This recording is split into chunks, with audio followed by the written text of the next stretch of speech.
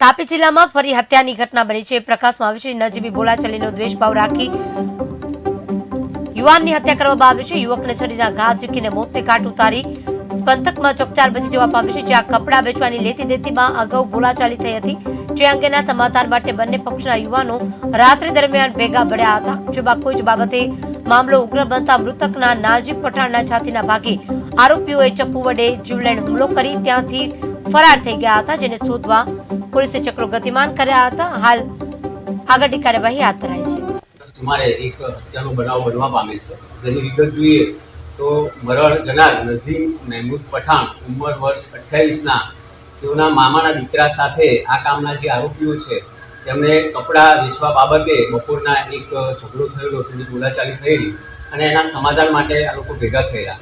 એમાં આરોપીએ ઉશ્કેરાટમાં આવી અને મરણ જનાર નઝીમના છાતીના ભાગે ડાબા ભાગે ચપ્પાથી એક તીક્ષ્ણ ઘા મારેલો અને ત્યારબાદ આ આરોપીઓ ભાગી ગયેલા।